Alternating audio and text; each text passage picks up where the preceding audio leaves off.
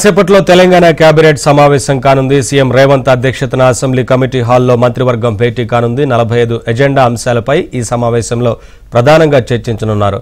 అసెంబ్లీలో ప్రవేశపెట్టాల్సిన పలు అంశాలపై చర్చించి తెలంగాణ రాష్ట్ర మంత్రివర్గం ఆమోదం తెలపనుంది. స్కిల్ యూనివర్సిటీ, రేషన్ కార్డులు, జాబ్ క్యాలెండర్, రైతు భరోసా విధి విధానాలతో పాటు లీగల్ విభాగంలో పలు పేర్ల మార్పులకు ఆమోదం తెలపనున్నారు. పంచాయతీరాజ్ చట్ట సవరణ, RRR పరిధి పంచాయతీలను కార్పొరేషన్ల విలీనంపై కేబినెట్ నిర్ణయం తీసుకోనుంది.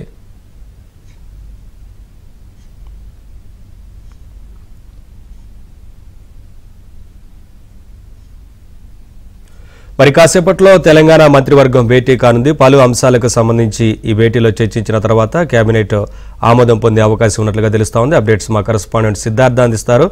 సిద్ధార్థ, ఏ అంశాలకు సంబంధించి ప్రధానంగా ఈ కేబినెట్ భేటీలో చర్చకు వచ్చేందుకు అవకాశం ఉంటుంది, ఏంటి వివరాలు? Thank you Naveen. కాసేపట్లో తెలంగాణ కేబినెట్ సమావేశం మొదలుగానుంది. ఇప్పటికే శాసనసభ వాయిదా పడింది. మరి కాసేపట్లోనే మీడియా కమిటీ హాల్లో, అసెంబ్లీలో ఉన్నటువంటి కమిటీ హాల్లో కేబినెట్ సమావేశం మొదలుగానుంది. రేవంత్ రెడ్డి అధ్యక్షతన జరగనున్నటువంటి ఈ కేబినెట్ సమావేశంలో పలు కీలక అంశాలు చర్చించే అవకాశం ఉంది. ఇప్పటికే కేబినెట్కి సంబంధించినటువంటి ఎజెండాలో 45 అంశాలను చేర్చారు. దీంట్లో ముఖ్యంగా స్కిల్ యూనివర్సిటీకి సంబంధించినటువంటి బిల్లు కేబినెట్లో చర్చించి ఆమోదం తెలిపనున్నారు. స్కిల్ యూనివర్సిటీని ఎస్టాబ్లిష్ చేయాలి, దానివల్ల లాభాలు ఏ విధంగా ఉంటాయి అనే అంశానికి సంబంధించి ఇప్పటివరకు శాసనసభలో చర్చ జరిగింది.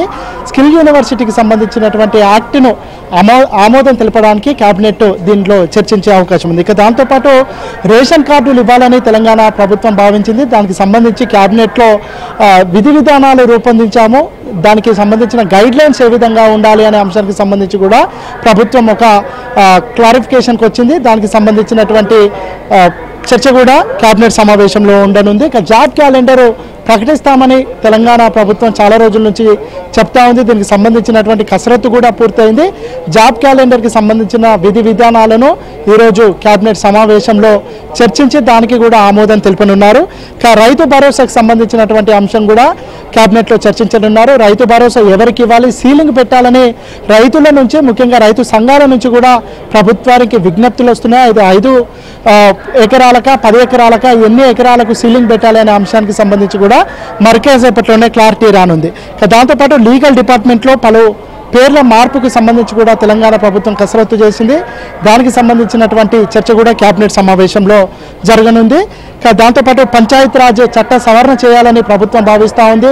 RRR లోపల ఉన్నటువంటి గ్రామాలను, అదేవిధంగా మున్సిపాలిటీలను GHMCలో విలీనం చేసి పూర్తిగా ఇప్పుడు ఉన్నటువంటి GHMCతో పాటు మరొక 2 GHMCలను ఎస్టాబ్లిష్ చేయాలని తెలంగాణ ప్రభుత్వం భావిస్తుంది. దీనికి సంబంధించినటువంటి చర్చ కూడా కేబినెట్లో జరగనుంది. వీటి అన్నింటికి సంబంధించిన చర్చ జరుగుతుంది. రేపు అసెంబ్లీలో వీటన్నింటినీ ప్రవేశపెట్టనుంది. దానికంటే ముందు కేబినెట్లో అప్రూవల్ తీసుకోవాల్సినటువంటి అవసరం ఉన్నటువంటి నేపథ్యంలో కాసేపట్లో మొదలుగానున్నటువంటి తెలంగాణ కేబినెట్లో వీటన్నింటికి సంబంధించినటువంటి చర్చ జరిగి దీనికి కేబినెట్ ఆమోదం తెలిపిన తర్వాత రేపు వీటన్నింటినీ సభలో ప్రవేశపెట్టనున్నారు. Thank you Siddhartha, thanks for the updates.